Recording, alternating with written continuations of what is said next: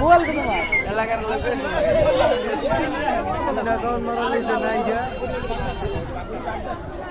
বলবো বিচে আছে ঠিক আছে